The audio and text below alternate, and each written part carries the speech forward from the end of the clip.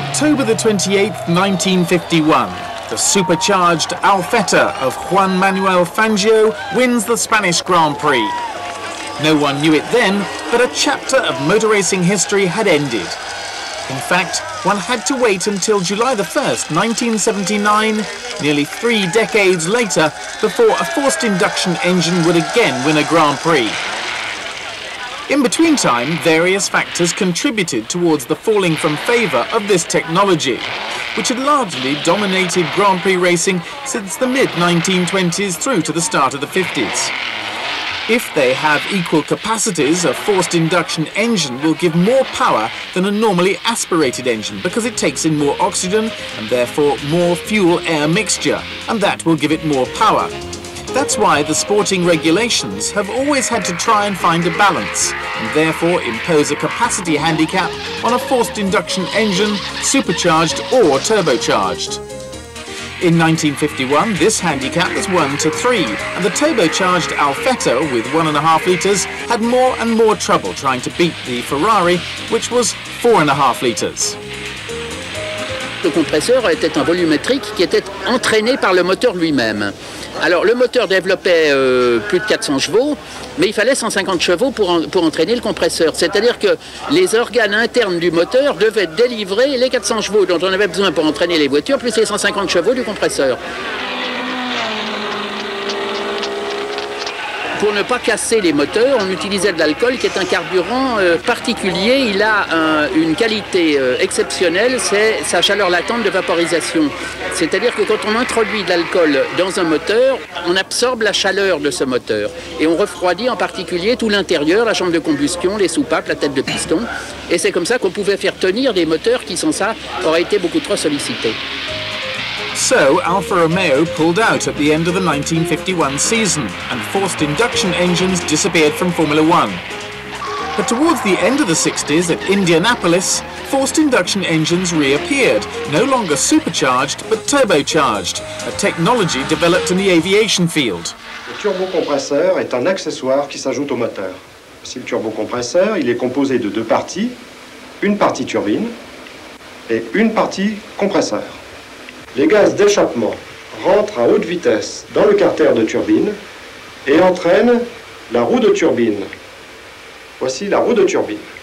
La roue de compresseur est reliée à la roue de turbine par l'intermédiaire d'un arbre. Donc la roue de compresseur tourne à la même vitesse que la roue de turbine.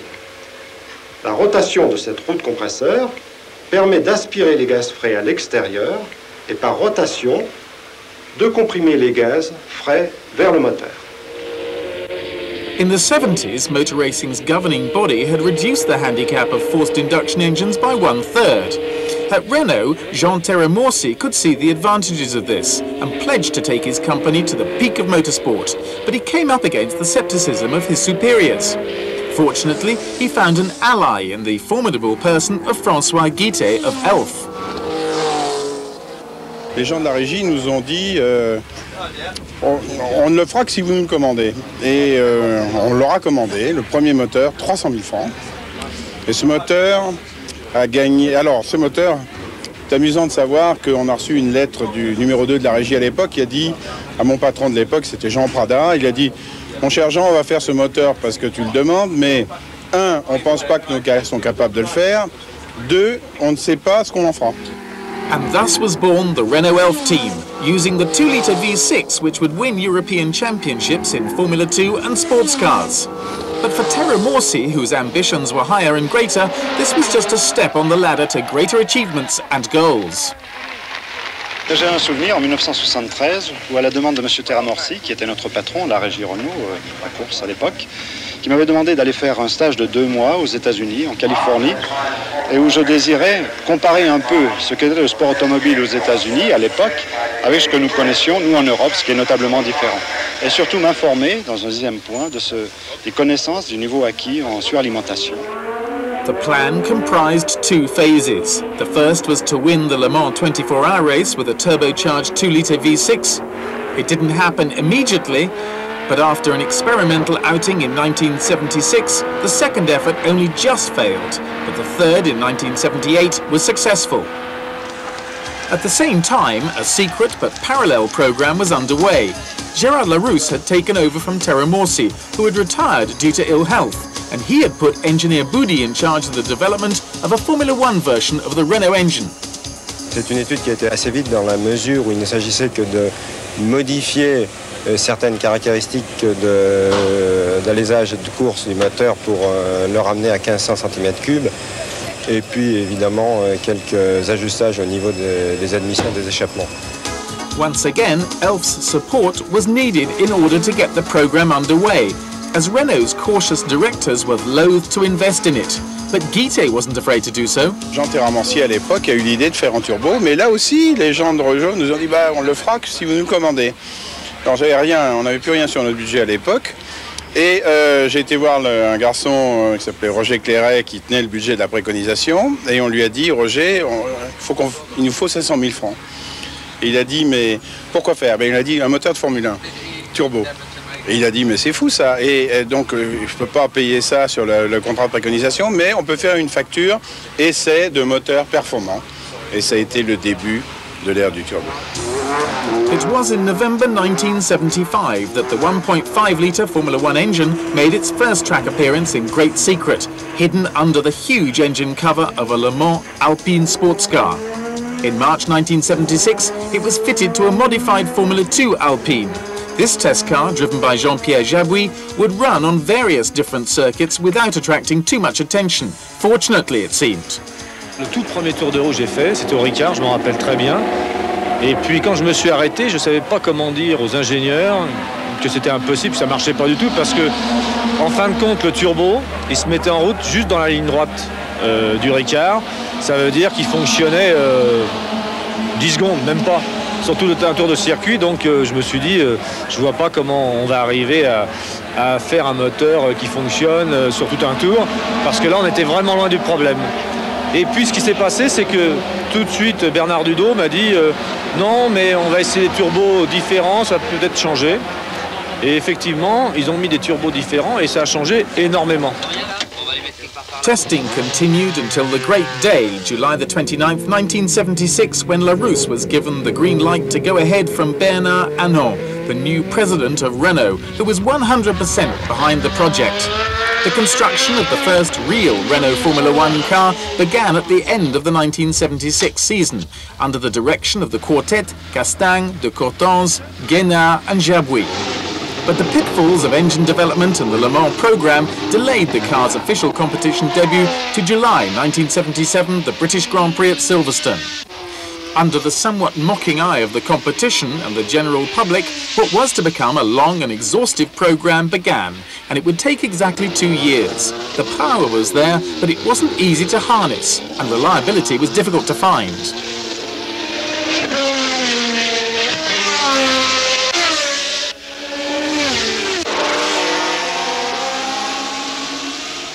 Moi je me rappelle mes premières courses, les Anglais et Ken Tyrrell en particulier, quand je rentrais au stand, ils éclataient de rire quoi. On nous prenait vraiment pour des illuminés, quoi. On avait l'impression que le moteur turbo, les gens éclataient de rire. Alors forcément parce qu'on avait des problèmes, souvent le moteur rentrait, il y avait des flammes énormément longues parce que le turbo avait cassé, donc lui il était en feu. Le mécanicien avait une technique, avait un gros manchon et le mettait dans l'échappement pour arrêter les flammes. Le moteur fumait, donc ils appelaient ça la TIR jaune d'ailleurs, bien connue. It didn't take long to get it right, however. The great day arrived on July the 1st, 1979. Success finally came at the French Grand Prix at Dijon, before a delighted home crowd when Jean-Pierre Jabouille and the Renault Elf team finally won their first Grand Prix. Furthermore, Arnoux in the second Renault Turbo fought a fantastic duel with Villeneuve's Ferrari, a duel which will remain legendary. The Renault just pipped for third place.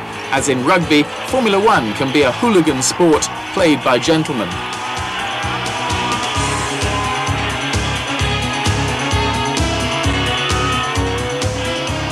Guénard cried, but with joy this time. Perseverance had paid off.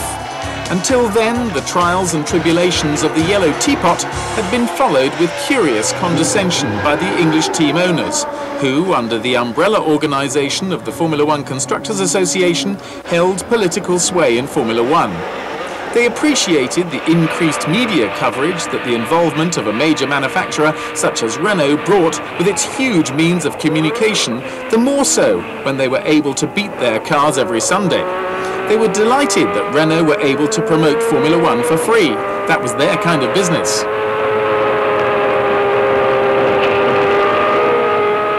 But they began to worry in 1981 when Prost, now driving for Renault Elf, emulated Jabouille's success at Dijon, where he won the first Grand Prix of his career. At the same time, Ferrari got the message and took the turbo route too. The English wanted to stick to their cheaper Ford Cosworth engines. Now they called for the plain and simple banning of the turbo. But they came up against a formidable opponent in Jean-Marie Balestre, president of the governing body FISA, who saw his own organisation being overshadowed by the English and decided that the Renault-Ferrari turbo issue was one on which he could take a stand and re-established his political status.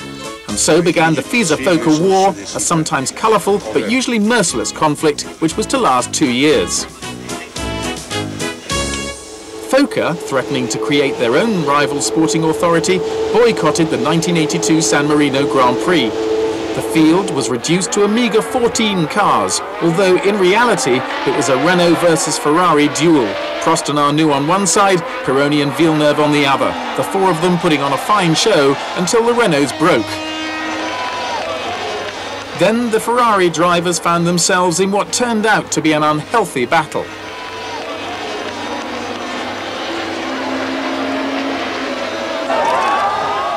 Pironi won, but Villeneuve contested the ethics of his win, and he would pay for this quarrel with his life 2 weeks later, taking one risk too many when trying to beat his rival's time. As the Renaults still seemed too temperamental, Pironi built on his success and seemed destined to become the first world champion in a turbocharged car at the end of the year. But 2 months after Villeneuve, he in turn was victim of a bad accident.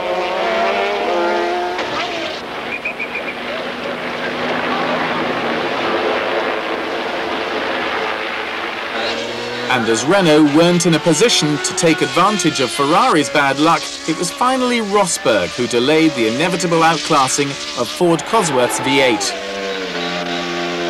So one had to wait until 1983 for a turbo-engined car to win the world title for the first time. And in spite of Lotus's support, it was not a Renault-powered car. It wasn't to be a Ferrari either, for they failed to take advantage of their advance, but instead it was a relative newcomer BMW powering Nelson Piquet's Brabham. It was a historical success and one that was amusingly ironic. For, after all, this Brabham belonged to the president of FOCA, the organisation which had been at the forefront of the anti-turbo lobby.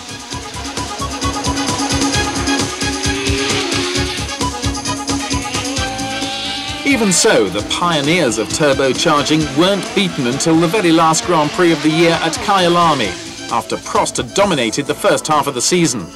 But Renault's defeat was one of the most costly in the history of motorsport.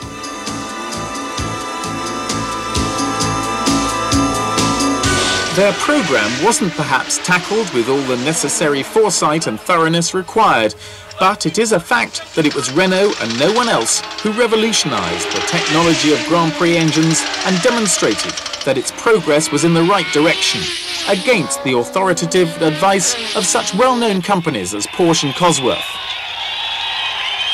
Taking the view that only fools don't change their minds, Porsche, approached by McLaren, built their own turbo, which made its debut at the end of the 1983 season. The Anglo-German team signed Alain Prost alongside Niki Lauda. But the Germans weren't the first to follow the example of Renault and Ferrari. The Japanese, in the shape of Honda, had already dipped their toes in the water with the Humble Spirit team, while they ironed out the bugs and development of their V6 turbo. At the end of 1983, they took their first serious steps by installing the engine in a Williams. Now, with the 84 season looming, Formula Turbo was very much a reality.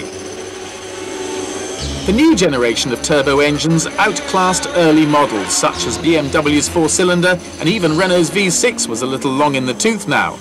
It was worse still for Brian Hart's 4-cylinder, which was never really competitive. In fact, for the next 2 years, the battle for supremacy featured only the V6 TAG Porsche-powered McLarens and the V6 Honda-powered Williamses.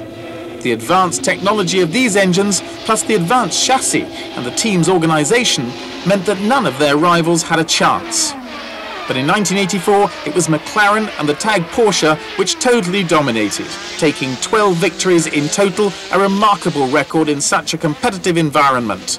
But the struggle for the title was undecided between Lauda and Prost. It was only at the end of a fascinating battle in the final round at Estoril that it was decided, with the Austrian winning the title for the third time, beating the Frenchman by the minute margin of a half point. A year later, Prost reaped his revenge on Lauda by winning his first World Championship title by 20 points. He had reached the peak of his sport, and the McLaren, conceived by designer John Barnard, was the best available. This formidable combination, which had had an effect rarely seen in the history of Formula One, had established new standards.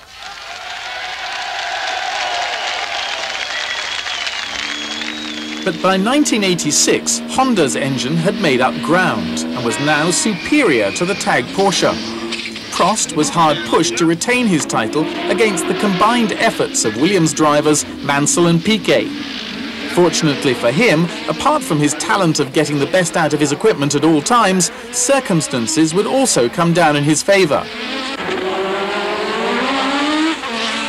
Mansell virtually had the title in his pocket at the final round in Adelaide, Australia, when he suffered a spectacular blowout.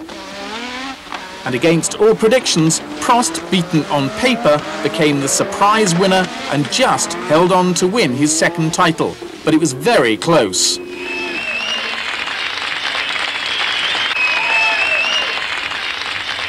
For economic reasons, however, Renault Elf had to pull out. The Turbo Pioneers had won 20 races but no title. From now on, they would remain engine suppliers. BMW, the engine to beat in 1983, were now almost also rans. From 1987 onwards, it was Honda who would dominate. The Japanese engine's power output continued to rise, and Ferrari, still seeking to be as competitive as they were from 82 to 85, could do nothing about them.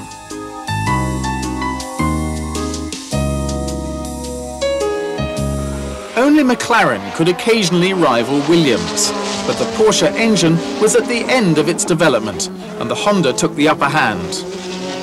Piquet and Mansell, however, fought against one another within the team, and Frank Williams could do nothing about it. Piquet suffered the after effects of an accident earlier in the season, but was still able to destabilise the fragile Mansell, who injured himself during practice for the Japanese Grand Prix and lost the title.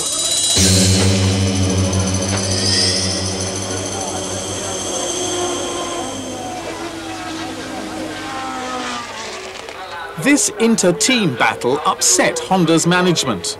Ron Dennis managed to persuade the Japanese engine manufacturer to leave Williams, whose indiscipline they disapproved of, and moved to McLaren, where Dennis had signed Senna to line up alongside Prost.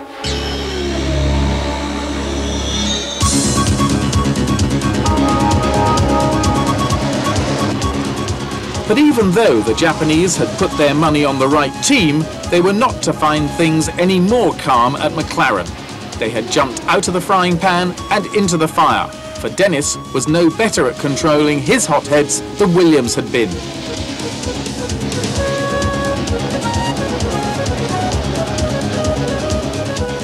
Senna turned out to be the quicker of the two, but Prost was more of a tactician.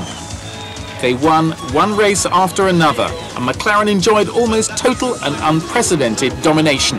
The team won 15 Grand Prix out of 16, with just the Italian Grand Prix missing from the record.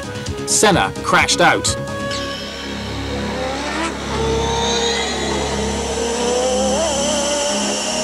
But just as the tally of victories mounted up, so too did the temperature of rivalry between the two drivers. It would be decided at Suzuka, where, having completely messed up his start, Senna turned a rain shower to his advantage in order to catch Prost, whose aversion to rain proved decisive.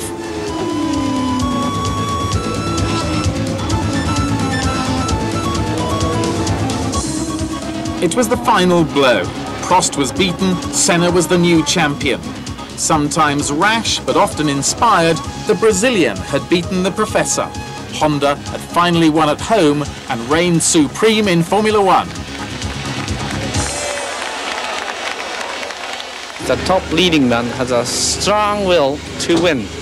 We should win and win. This is most important.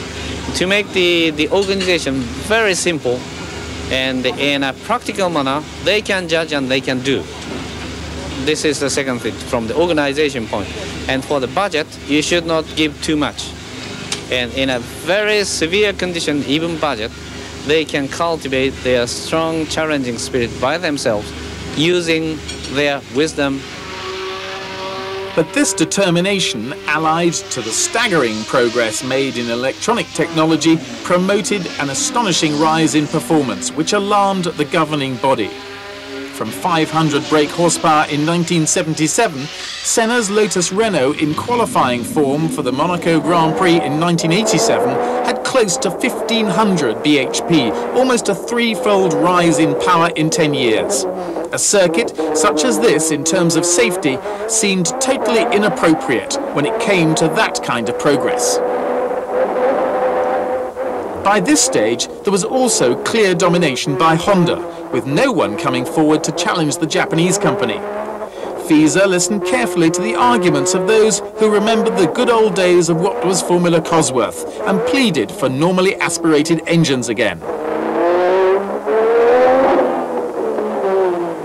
Si voleva limitare l'escalation, per cui furono installate delle pop-up valve che limitavano la pressione di utilizzazione del turbo, limitando per conseguenza la potenza. Fu fatto in due parti, prima con una limitazione un po' più larga per non penalizzare troppo e l'ultimo anno con una penalizzazione più bassa per cominciare a introdurre nello stesso momento i motori aspirati nelle gare di Formula 1. Furthermore, it has to be said that FISA had reduced the size of fuel tanks, which had placed a fuel consumption limit on turbo-engined cars. This had caused cars to run out of fuel or to cruise slowly in order to conserve fuel, and had made a mockery out of Grand Prix, no longer races of speed and now incomprehensible to the public. Formula Turbo's days were now numbered. Sarebbe stato molto più economico e facile, e se si vuol dire che la potenza è contro la sicurezza, ridurre la cilindrata. Ogni anno le fabbriche che fanno motori ricostruiscono i propri motori. Sarebbe stato molto semplice ridurre la cilindrata a 1000 cm3, lasciando i tecnici che erano diventati esperti in questo campo di sviluppare ulteriormente. I benefici enormi che ne hanno avuto le macchine di serie. Oggi ci sono delle vetture a motore turbo che a 120 km all'ora fanno con un litro anche 12-13 km all'ora, motori di 2-3 litri. Quindi questi sono dei grossi vantaggi in termini di economia generale, di nazione. Quindi io sono dispiaciuto che il motore turbo sia stato fatto sparire. Something had to be done to reduce the endless rise of power. But the total banning of the turbo wasn't necessarily the right thing. As Lamborghini's chief engineer Mauro Forghieri suggested, a reduction of capacity might have been more advisable. That way, an avenue of progress, one of the sport's missions, would have remained open rather than closed. Yes, the epoch of Formula Turbo was one of nonsense, excess, and possibly even insanity. But it was also stirring, dynamic and exciting for those who were able to live in this golden age of Formula One.